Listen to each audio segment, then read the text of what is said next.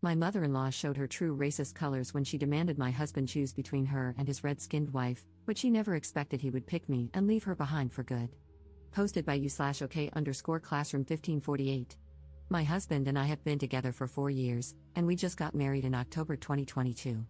He's amazing, quite literally the man of my dreams, and I have an amazing life with him now.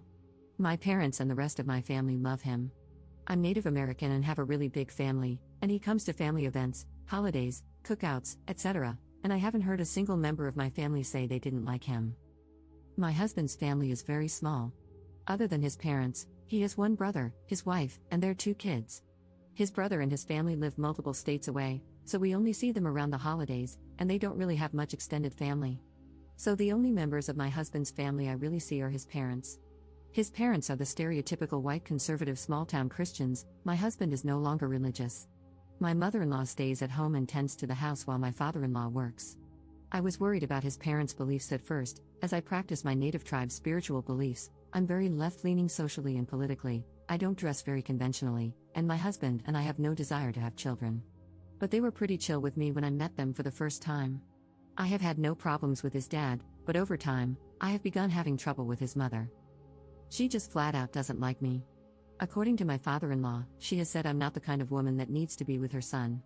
Her reasoning is that I don't act like a woman, I won't be a housewife, and I have a man's job. I'm a flight paramedic for a service that airlifts critically unstable patients. I love my job, and I love being a paramedic. My husband has never expressed that he wants me to be a housewife or take up a stereotypically feminine job. If he did, we wouldn't be together. But apparently, that's what his mother thinks he needs. When I first met his parents, we had been dating for about 5 months. My mother-in-law initially said that I didn't look like the kind of woman my husband would bring home. I didn't take it to heart, I figured she didn't mean it in a harsh way. When they asked what I did for work, I told them I was a flight medic. My father-in-law said that was awesome, while my mother-in-law just kind of frowned and didn't say anything. She was pretty cordial in the beginning, but as my husband and I got more and more serious, she began to dislike me more. It started with snide comments. She would manage to sneak into conversations the fact that she thinks women should be homemakers or have jobs like teachers or caretakers. When I started working 48-hour shifts, she asked who was going to take care of the housework. My husband told her he would while I was gone those 2 days. She got upset and said it wasn't fair that I made her son do it all by himself while I left. My husband told her that we split household chores evenly and that it was fine.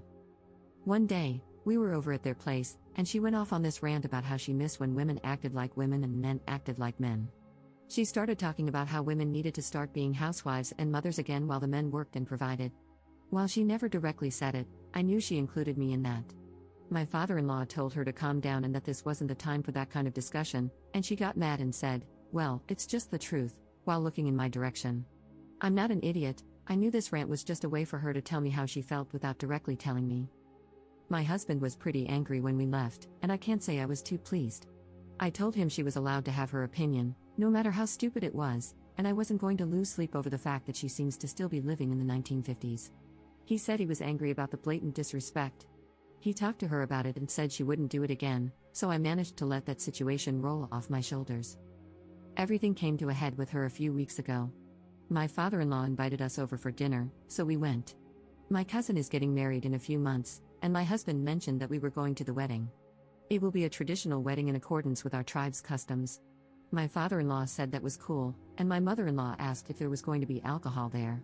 I didn't really see how that was an issue, so I said yes. She responded with, "Son, you don't need to be around all that drinking." My husband said it was fine and that it wouldn't be a problem. She said, "No, you don't need to go. It's not safe if there's going to be alcohol there." I asked, "Why wouldn't it be safe? It's not like we're going to be at a bar. It's just going to be my family." She then said, "Well, some people can get violent when they drink." I knew exactly what some people meant and that this was a racist remark. I told her that no one would be getting violent and that everyone would have a designated driver. My husband then said that we were going and that there wasn't going to be any negotiation about it because he was a grown man and could make decisions for himself. That just made her more upset, and she started going off about how it wasn't a good idea for him to be around a bunch of drunk people. After my father-in-law told her to calm down, my husband asked why it mattered so much to her anyway since it's not like we were forcing her to go with us. She then said, "I just don't think it's a good idea for you to be around a bunch of drunk Indians." I was in shock. I knew this was what she meant, but I didn't think she had the balls to flat out say it. I said, "You can't be serious." She proceeded to tell me, "I'm serious.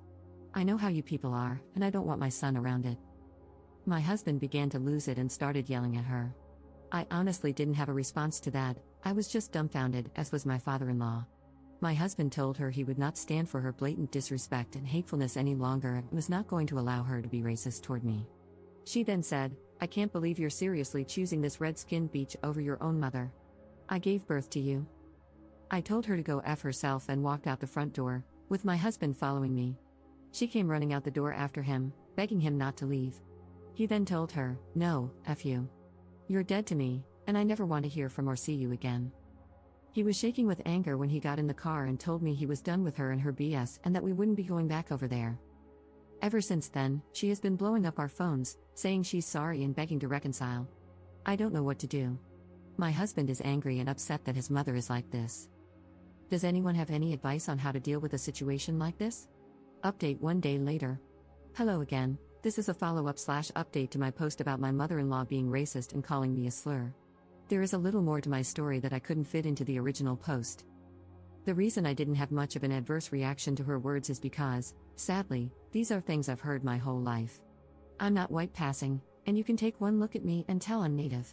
I think what shocked so many people about what my mother-in-law said is that many believe explicit racism like that is a thing of the past when, in reality, it is still very much alive in the minds of some. After the incident took place, my husband and I went home, and my mother-in-law tried to call and text both of us to beg for forgiveness. She told us she was sorry and wanted to make amends. I blocked her, and my husband told her to leave him alone until he and I worked through this. My husband also told his brother about the situation, and he was horrified as well. My father-in-law also contacted us and said he was sorry for what had happened. He said he didn't know she had thoughts like this, and in the moment, he was so shocked by what she said that he didn't know what to say or do. He asked if it would be possible for my husband and me to speak with just him to see what he could do moving forward. We agreed. We ended up having a video call with my husband, my father-in-law, and my husband's brother, who I'll just call brother-in-law going forward. My brother-in-law said there wasn't much he could do because he lives several states away, but he would support us in whatever decision we made and would be sending a strongly worded message to my mother-in-law. My father-in-law was very emotional about the situation and said he didn't want to lose his son over what my mother-in-law said and that he would do anything to maintain contact with my husband. He was so upset and confused as to why she thought the way she did and why it was all coming out now. I said that she may have always felt this way, but because they live, and have always lived, in predominantly white communities, I was the first person she knew to take it out on. Everyone agreed with that. My father-in-law said he wanted to suggest that she go to therapy or some sort of counseling to work through these feelings and that he planned to tell her she had a choice, either seek help to change her narrow view of the world or lose both her son and him. He said that I make my husband happy, and as his father, there is nothing more he could ever want. We all agreed that counseling would definitely be beneficial to her if she was willing to go. My husband said he does not want to talk to my mother-in-law right now and that he doesn't know when or if he will be able to. He said that if he had anything to say to her or if there was an emergency, he would go through my father-in-law to reach her. In the meantime, he will be blocking her number. I said I just didn't want any contact at all, and we all left it at that. I also told my parents and some elders in my community, and they were upset too because they have heard the same things before. But they commended my husband for having my back and said they understood my decision to go no contact. And that's the situation right now. I want to thank everyone who left kind words and advice on the original post. I made it to see if we had maybe done something wrong or if the decision to go no contact was a bad one, but I now see that it is probably the best option. While this situation and what was said upset me, the kind words on my first post remind me that there is still good in this world. And if anyone else is going through a similar situation, I'll tell you what my dad told me: you can never force people to be kind to you, but you can make the choice to surround yourself with kind people. Thank you all. Second update 2 months later. Hi again. It's been a couple of months since I last posted about my situation, in which my mother-in-law called me a red-skinned beach and said my family was a bunch of drunk Indians. I figured I'd conclude the story since I think this mess is finally coming to an end. Long story short, my father-in-law is divorcing my mother-in-law. My mother-in-law went to counseling twice a week for about 3 weeks until she eventually decided she had enough of it. I guess she thought that was enough to make my father-in-law and husband happy, but she showed no real remorse for her actions or any change in her racist mindset. My father-in-law told us that they had gotten into an argument about how I was taking their son away from them, to which he said that she had driven my husband away from them, not me. My mother-in-law was very angry that my father-in-law continued to take our side in the situation instead of hers. This erupted into a very heated argument between the two of them, and my father-in-law didn't go into extensive detail. She ended up saying more bad things about me, how I had torn her family apart, made a mockery of her, stolen her son, and pushed her husband and other son away from her. In reality, if she had just kept her mouth shut, this all could have been avoided. My husband is pissed, naturally. I can't say I feel much emotion about it, though. I feel bad for my husband and his family, as they are losing contact with their mother and wife. But then again, I also see a bitter old racist getting what she deserves. It's a crappy situation overall. My father-in-law said my mother-in-law was so angry she left the house and is staying with a friend for the time being while lawyers sort things out. He is still very upset, which I understand.